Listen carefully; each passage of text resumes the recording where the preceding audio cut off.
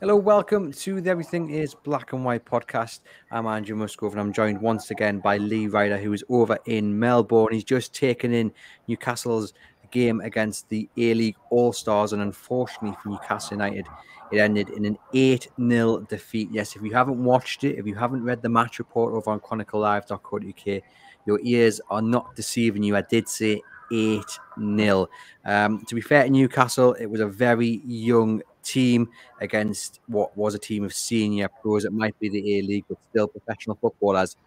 But it has to be said, Lee, losing 8-0, not a great look. No, you don't want to lose any game, but I think you have to be honest about it. Newcastle's team that was fielded was an average age of 21, and there was a lot of senior players playing for the Aussie A-League team. There was players who played at the World Cup. And remember, this was a shop window for the Australian A-League players who, they want to impress. There's an opportunity perhaps to play abroad for some of these players. So they were always going to take that chance. And you could tell from early in the game it was going to be a difficult night. Plenty of questions, Lee, on social media and by some fans who were at the stadium tonight, the Marvel Stadium, about where Newcastle senior pros were. Now, we know a few of them had already left the camp and had gone wherever they've headed on to, but there was still the likes of Matt Ritchie and Paul Dummett there and thereabouts, but those two specifically weren't included in the squad tonight. So any word on why that was?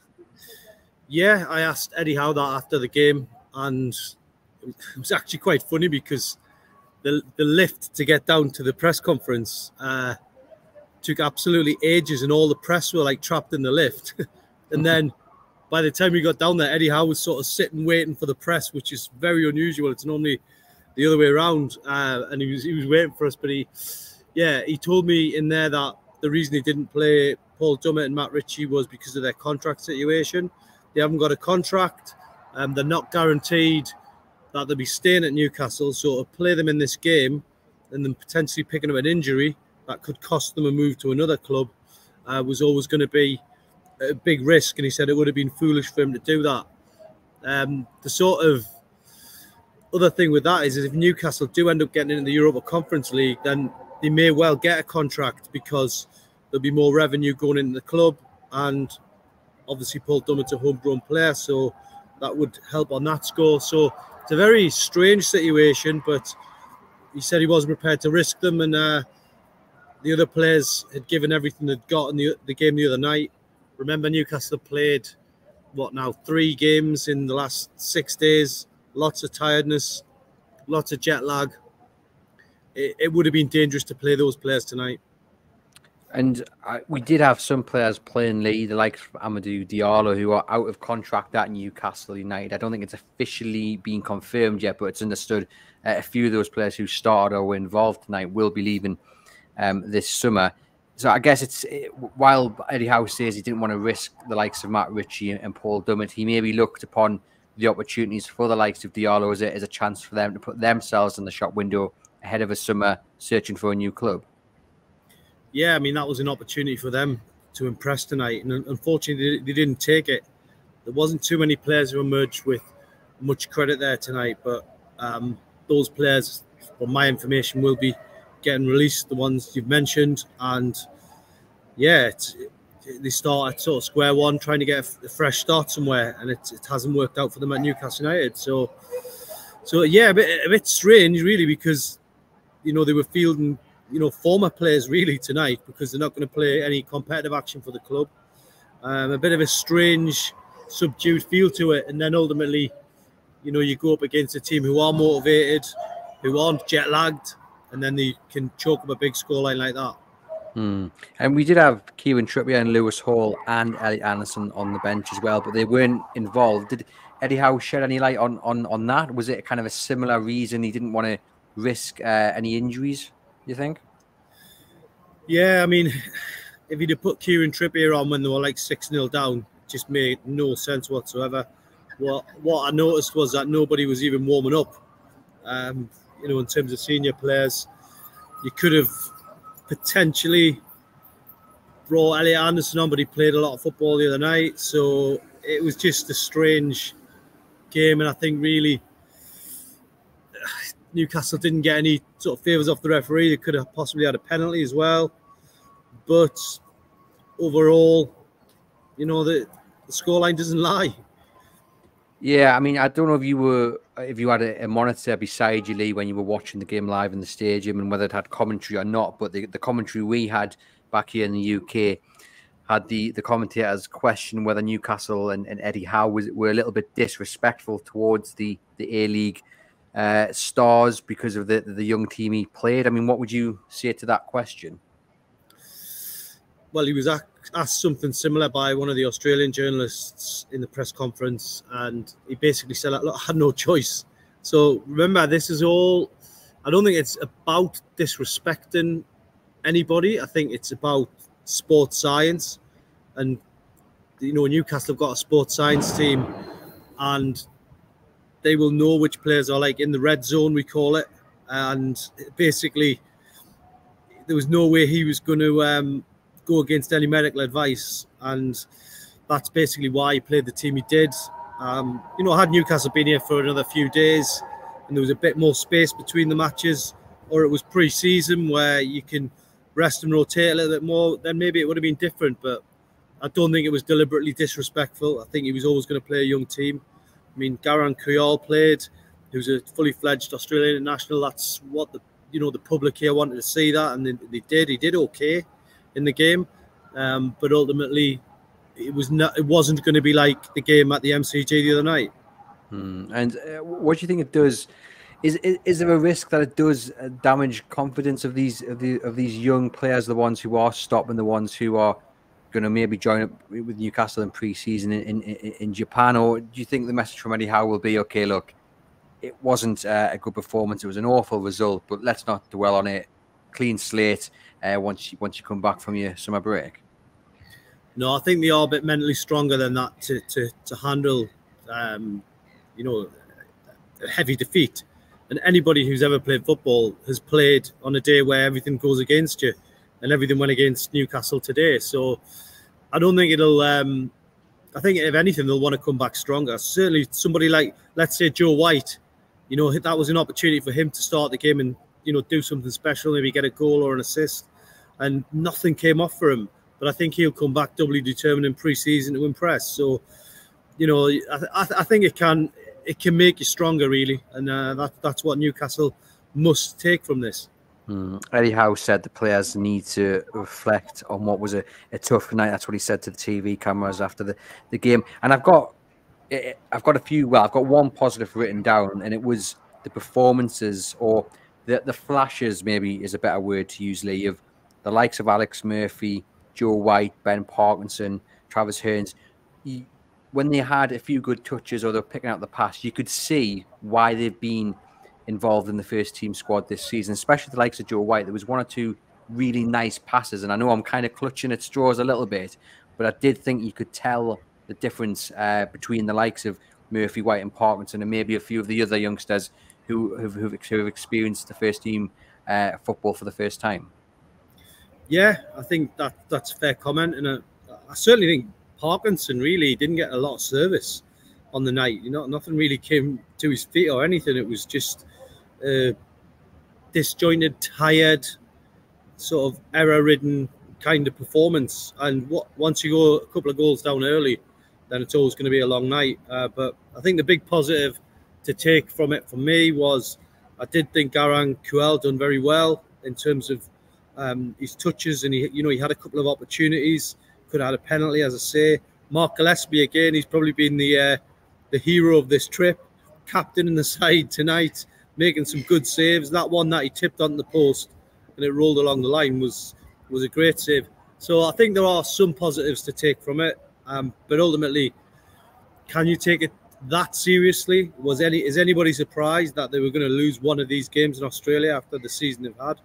I don't think so, and I think they've really now just got to go and have the summer break and come back strong for pre-season, which will be here before we know it.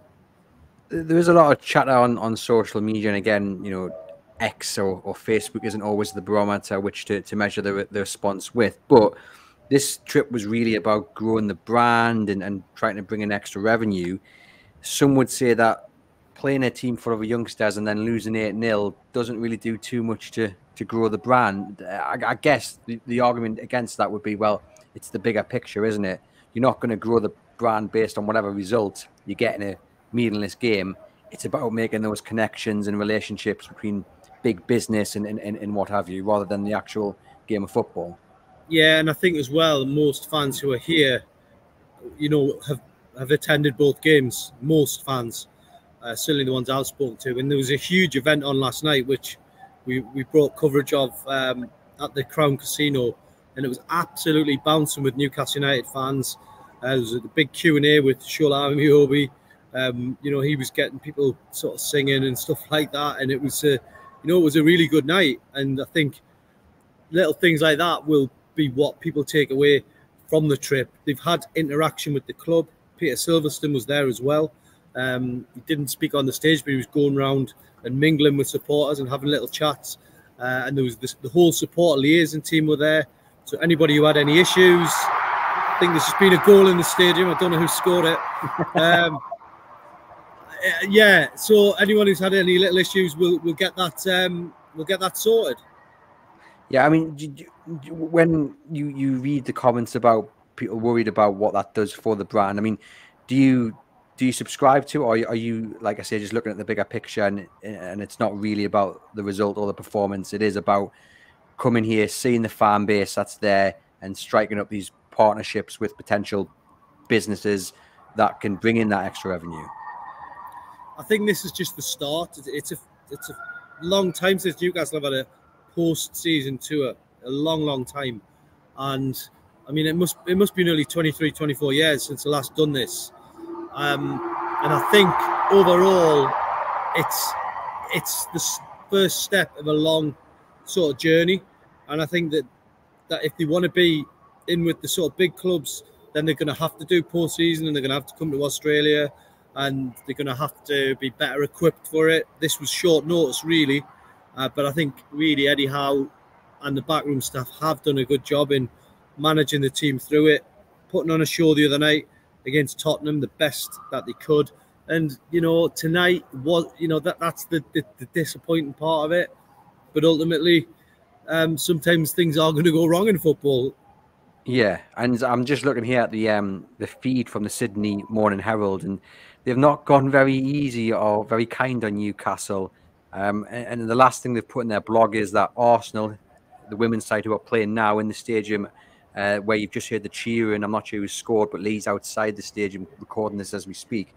They've written there, Arsenal have not come here just for a holiday, which I guess that is a little dig at Newcastle. But you put in the context of how they played against Tottenham, which was much more of a, obviously it was first team, wasn't it? It was, the stars were there. Is that a little bit unfair? Do you think it's unfair dig at Newcastle for the performance tonight? Yeah, I think it is, because, as I say, the sports science aspect of it, you've got to factor that in. That a high octane match in London, 5 or 6 days ago, in really hot conditions, then they've sat on a plane for like the best part of a day, and they've had to get used to the time zone. I think it's been a difficult trip for them. I think if you come here in pre-season and you're here for like 10 days, 2 weeks, I think that's workable.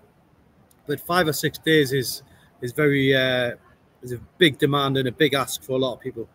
Yeah, it certainly isn't it. It's the performance tonight on the pitch, Lee, will be a learning curve for a lot of these youngsters, but I guess also the trip as a whole will be a bit of a learning curve for Peter Silverstone, Darren Eales, and Eddie Howe.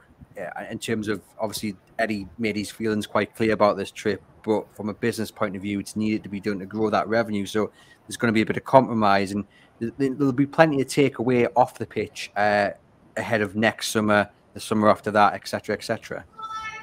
Yeah, I mean, I think I'm getting a few shouts from up there. I don't know what that's about, but yeah, I think it now moves on for them, doesn't it? It moves on to Japan, so that's going to be another step on the journey.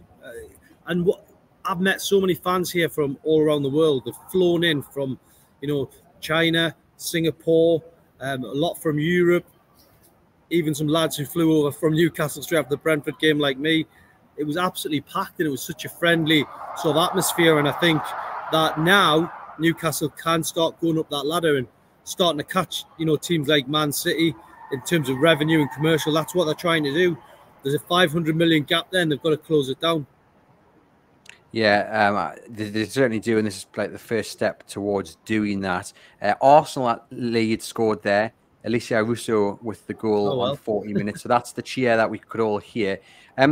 Just in terms glad it's going better, because I think the opening few minutes there was two balls got punctured, so they couldn't actually get the footballs right for some reason, which I've never seen that in a game of football. The change of the ball twice in the first 5 minutes. So, yeah. That's quite something, isn't it? Just in terms of on the pitch, a lot of the goals, Lee, that the A-League stars scored came from mistakes, came from Newcastle trying to pass out from the back. I guess if you're really looking to script the barrel for positives, it's good to see those youngsters being told to play in the same way that the first team plays. Eddie Howe's not changing his mantra, not changing his approach. He's got his philosophy, and he's going to stick to it, regardless of it's Dan Burn at the back or Alex Murphy starting. Yeah, and these players have got to sort of come in, next season. Alex Murphy's a really good example. He's going to be a player that's going to be, especially if they get into Europe, he's going to be vital, because he could be playing on a Thursday night in Europe, and then the team gets switched over again. So that's what Eddie Howe's looking at. He actually did say he was hoping to give an opportunity to some players with an eye on next season, with an eye on pre-season. And he said, he now knows which players are close to that level and which players are not. So I think he, even in defeat, he will have learned a lot tonight. And away from tonight's performance and tonight's result, plenty again going off the pitch that's happening. The director of football search seems to have taken a little bit of a knock. Dougie Friedman looks like he's set to stay at Palace. We've just seen Thiago Pinter sign a deal with Bournemouth, who was one of the candidates for the Newcastle job, replacing Dan Ashworth. What's next for Newcastle, do you think, in that search for the director of football?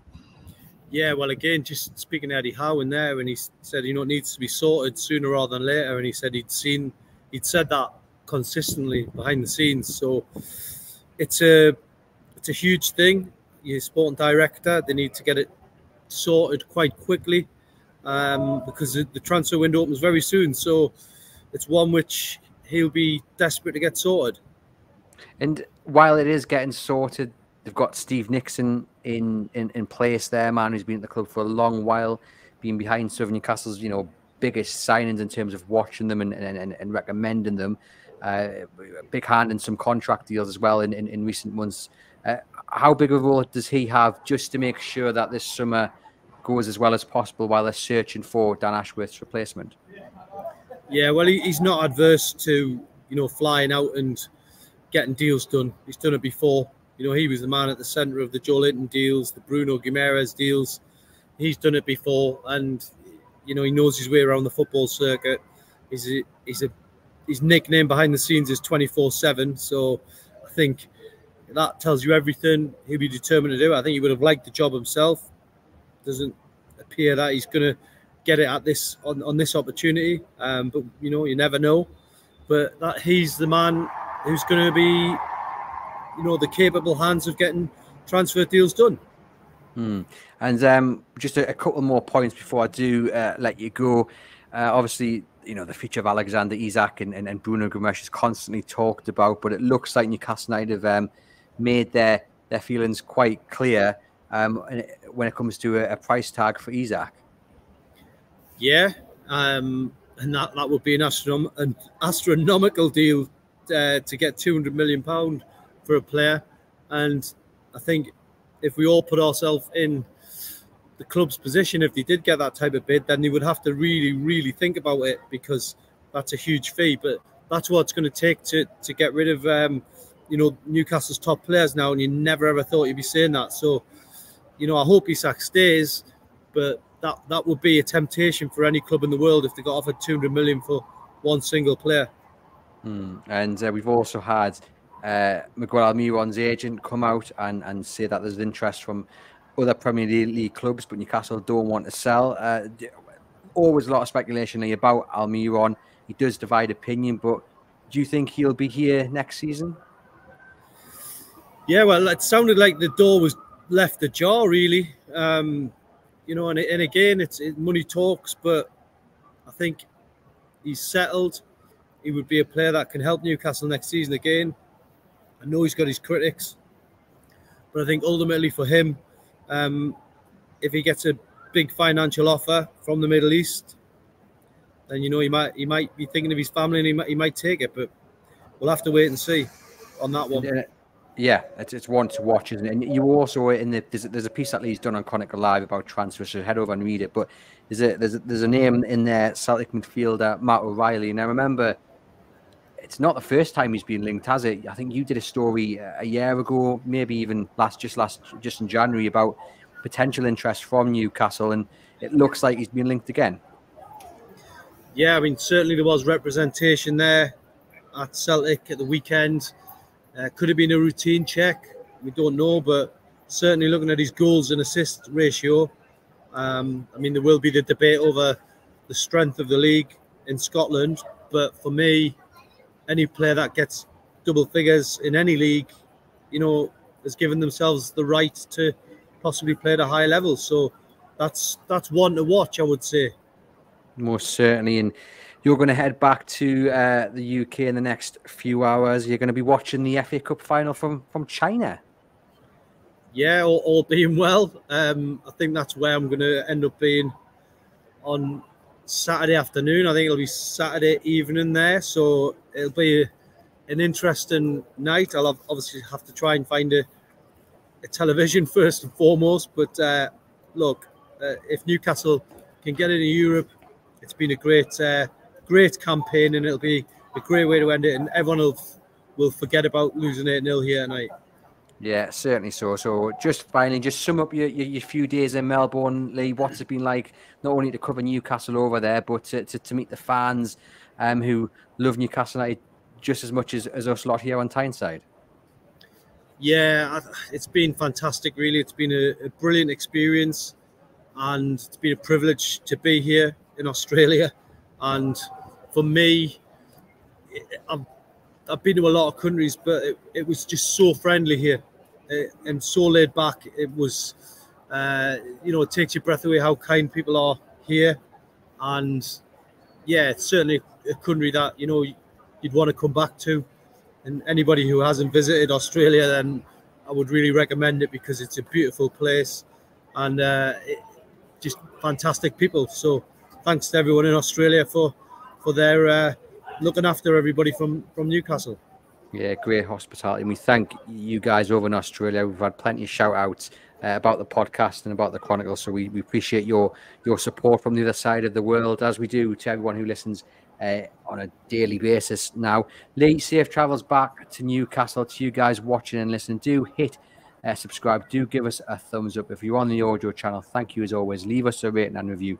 And head over to chroniclelive.co.uk for all the latest Newcastle United news, including any transfer updates and everything Eddie Howe had to say after the 8-0 thumping of his side to the A-League All-Stars.